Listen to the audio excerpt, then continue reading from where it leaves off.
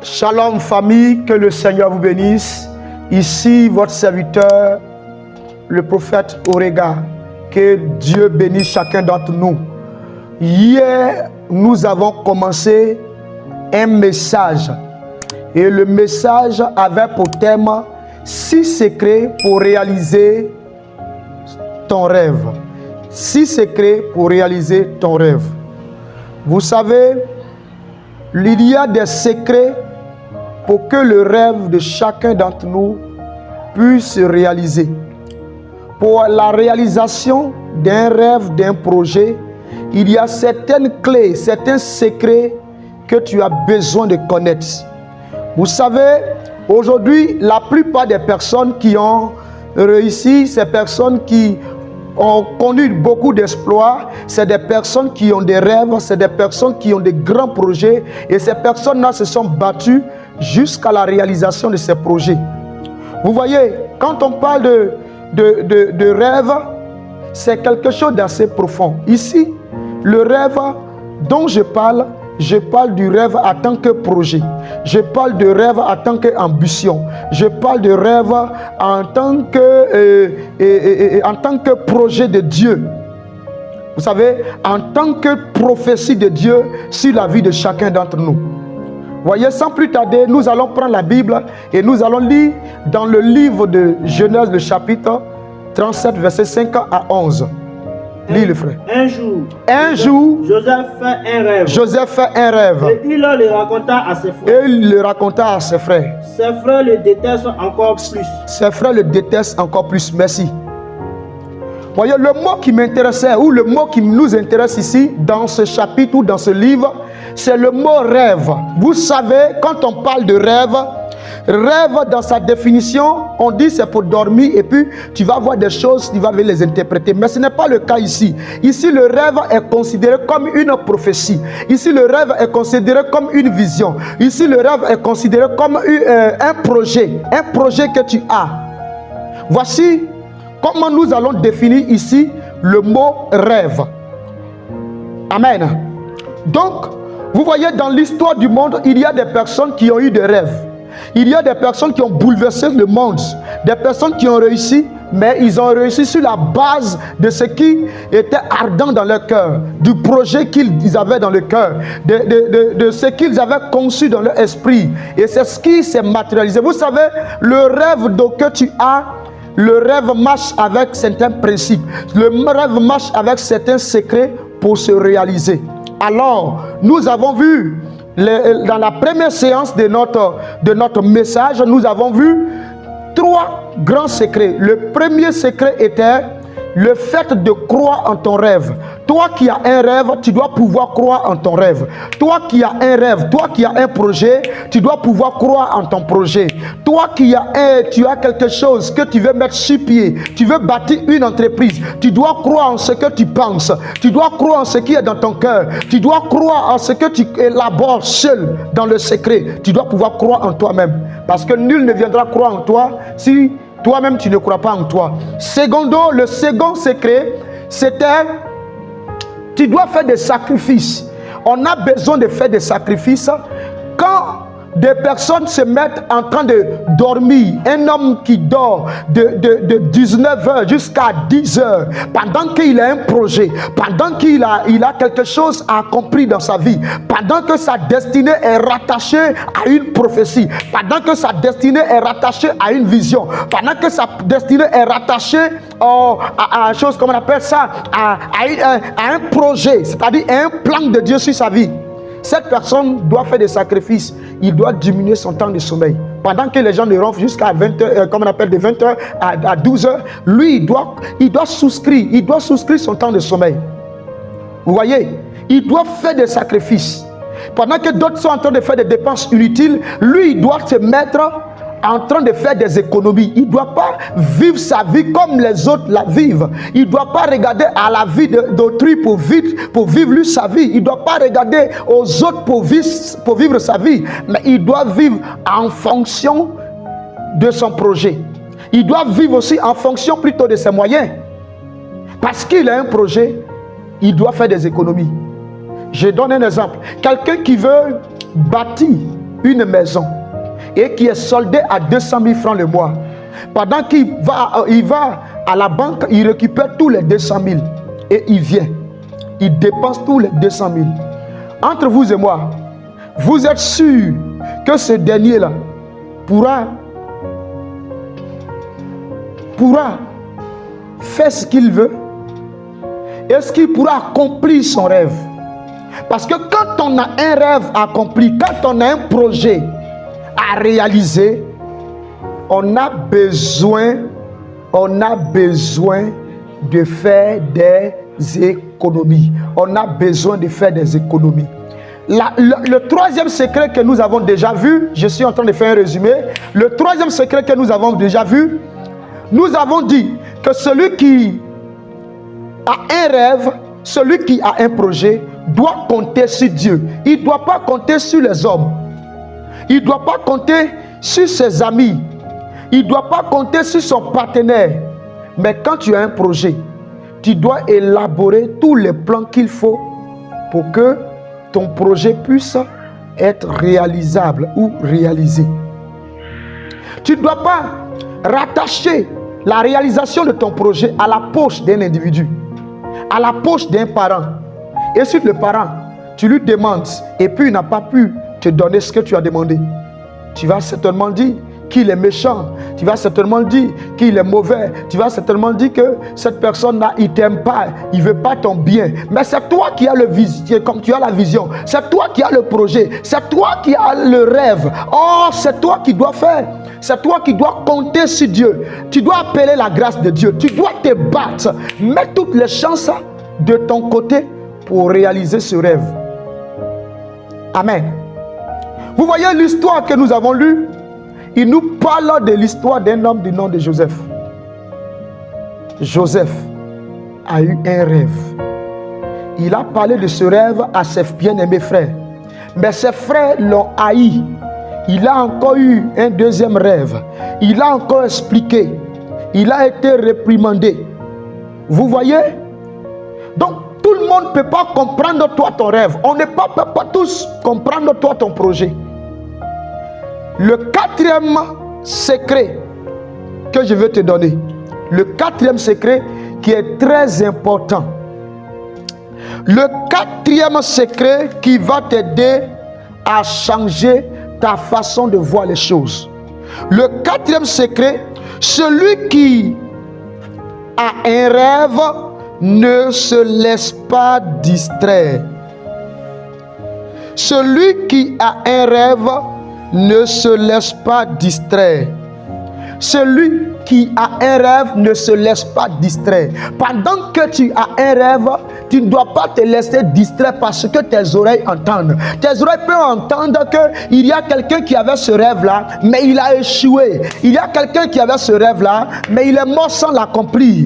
Tes oreilles ne doivent pas entendre ça. Mais tes oreilles doivent entendre qu'à Dieu tout est possible.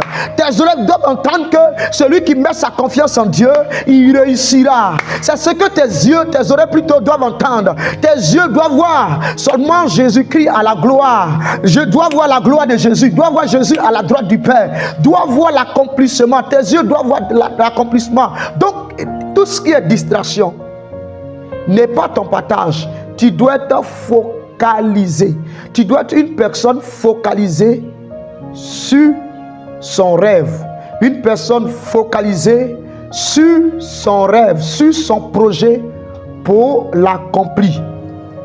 Tu dois être focalisé. Focalisé. Vous voyez, on a parlé hier, pour ceux qui ont écouté les premières vidéos, sinon le premier enseignement, nous avons dit qu'il y avait quelque part Bill Gates. Il était jeune, mais il était aussi étudiant.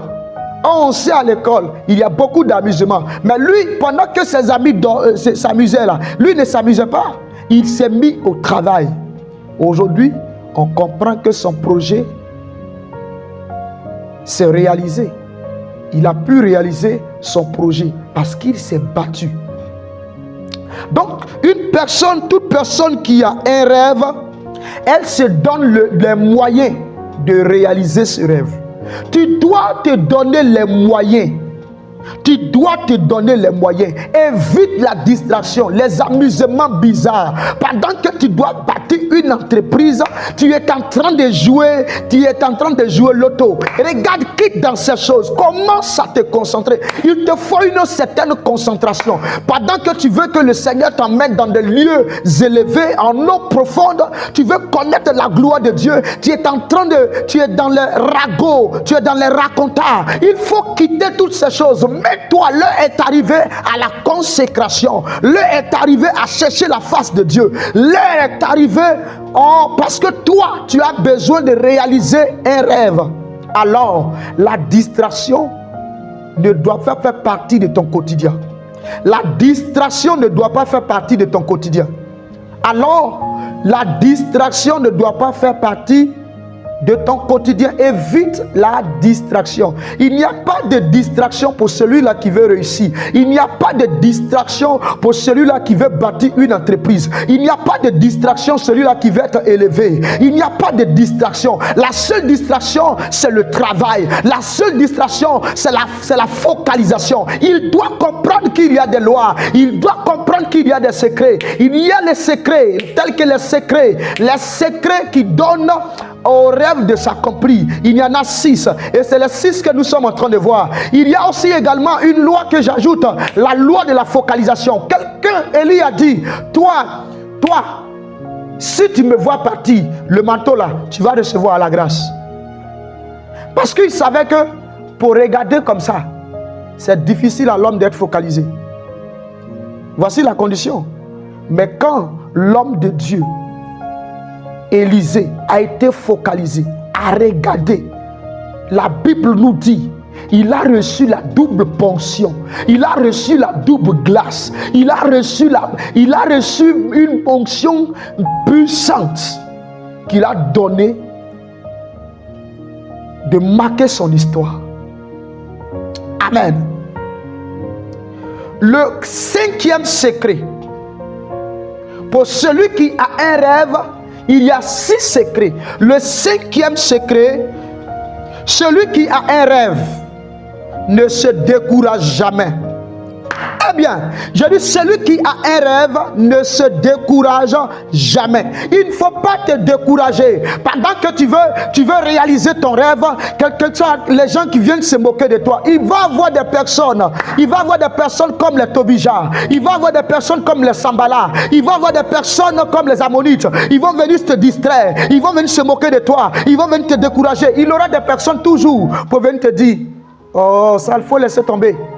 Ça ne marche pas. Ça, quand on fait en Côte d'Ivoire, ça ne marche pas. Ça, là, quand on fait ici, ça ne marche pas. Ça, là, ça ne marchera pas. Ça ne marchera jamais. Je suis en train de dire à quelqu'un, si on avait commencé à te dire ça, ne sois focalisé. Arrête d'écouter ces personnes. C'est pas toi de ces mauvaises personnes. Parce que ces personnes-là, parce qu'elles ont échoué, elles voudraient que toi aussi tu échoues. Je suis en train de dire à quelqu'un, celui-là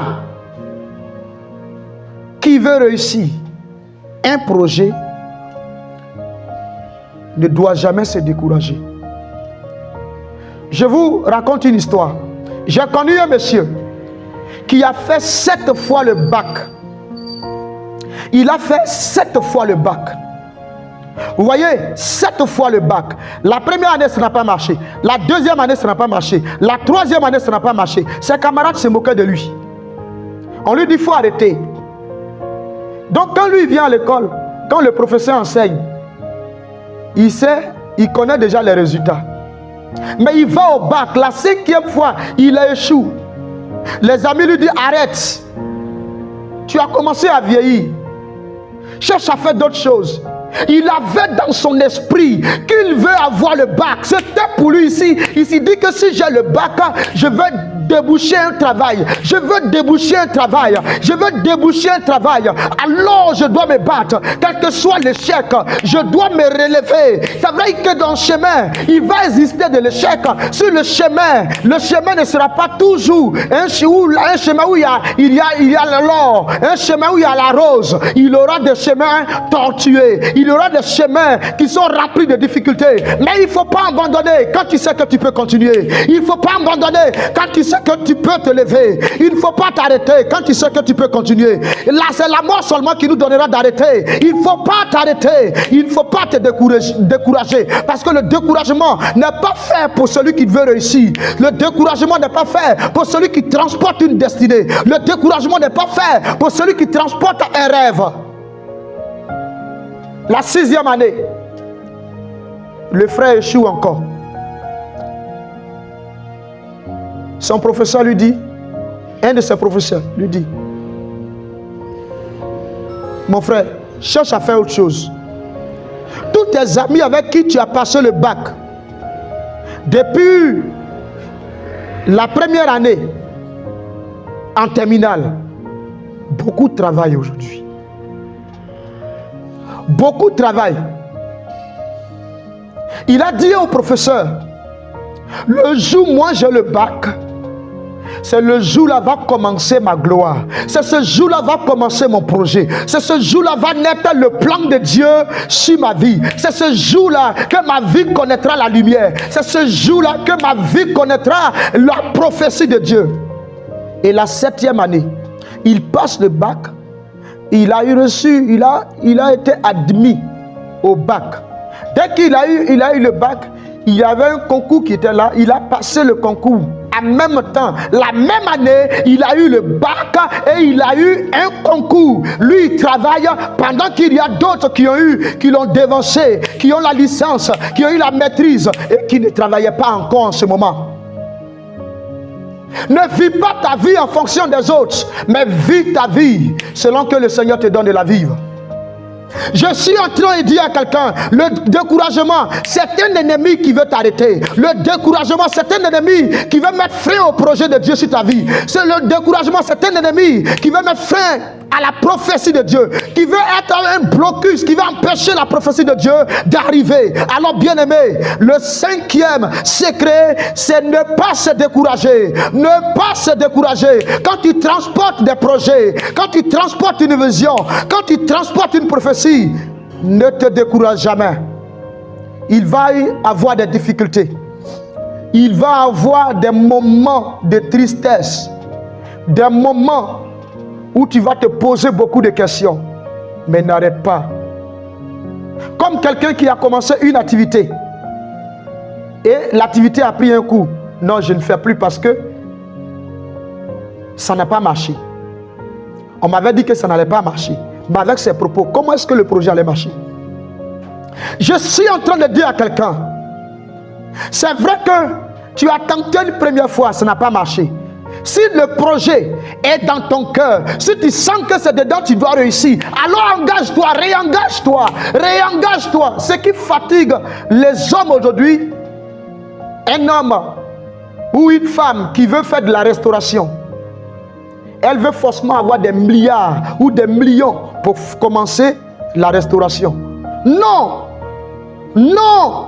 Si Dieu a mis cela dans ton cœur, si Dieu a mis cela dans ton esprit, c'est dedans que tu réussiras.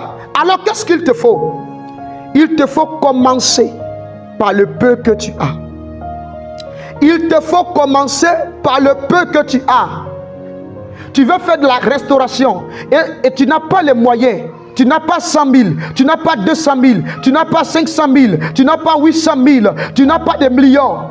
Alors, combien est-ce que tu peux avoir? Tu peux commencer une activité avec 10 000 francs. Tu peux commencer par vendre les bananes braisées.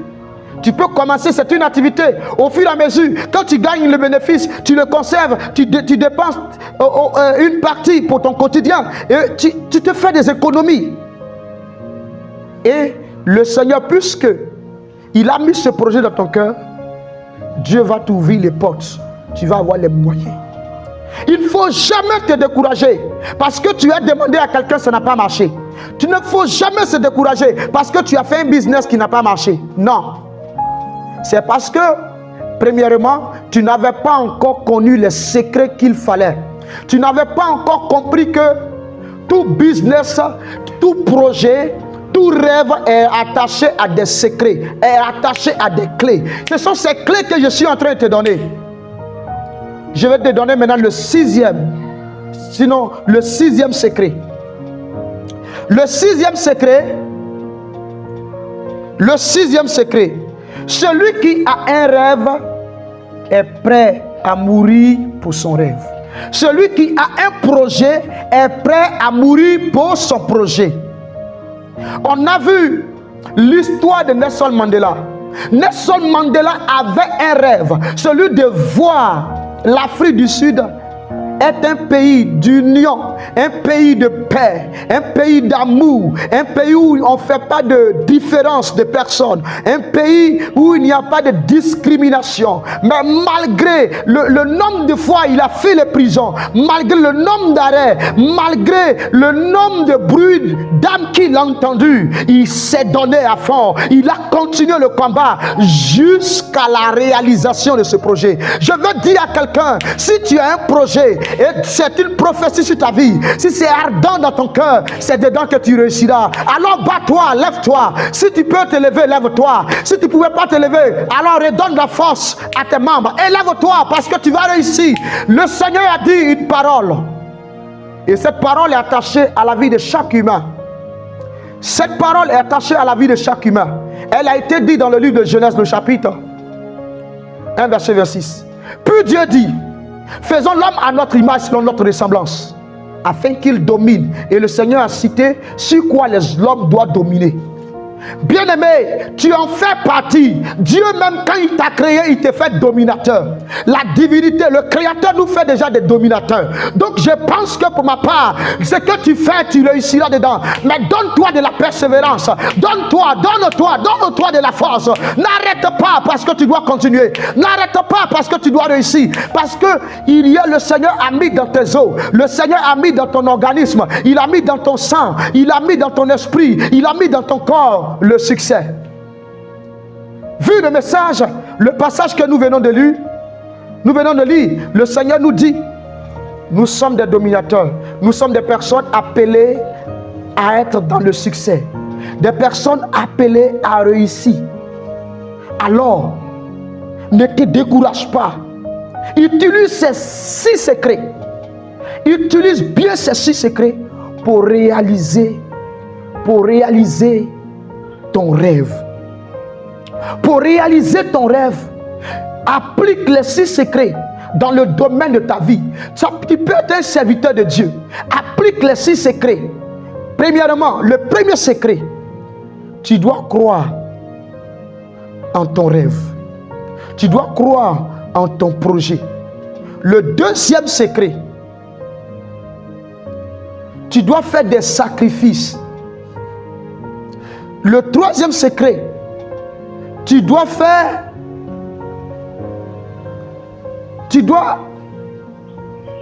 compter sur Dieu.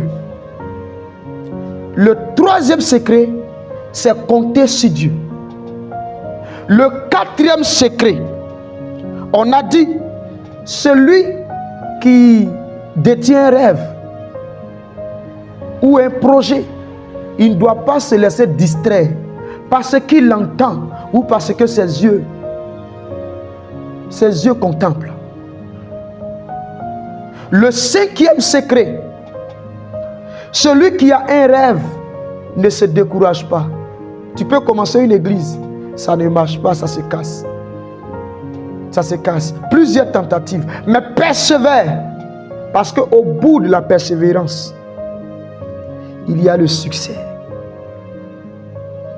Et le dernier qui est le 6e point, mesdames, mesdemoiselles et messieurs, celui qui a un rêve doit se battre. Tu dois te battre pour la réalisation de ton rêve. Tu dois travailler, mets les moyens, ce qu'il faut. Si c'est la prière, si c'est chercher, cherche, bats-toi, donne-toi. La vie d'aujourd'hui ne nous donnera pas ce qui est fleur, ce qui est déjà prêt à manger. La vie nous présente un tas de problèmes à résoudre. Et quand nous arrivons à résoudre ces problèmes, nous pourrons manger ce qui est doux, ce qui est miel. Bien-aimé, écoute-moi très bien. Les gens qui ont réussi, c'est du sang qui coule dans leurs veines. Les gens qui impactent leur génération, c'est le sang qui coule en eux. C'est la même eau qu'ils boivent. C'est la même nourriture qu'ils mangent. Mais s'ils ont réussi, c'est parce qu'ils ont compris les 6 secrets. Les 6 secrets pour réaliser ton rêve. Alors, bien-aimés, le Seigneur nous fait grâce par cette chaîne de comprendre les 6 secrets pour les avoir à notre possession.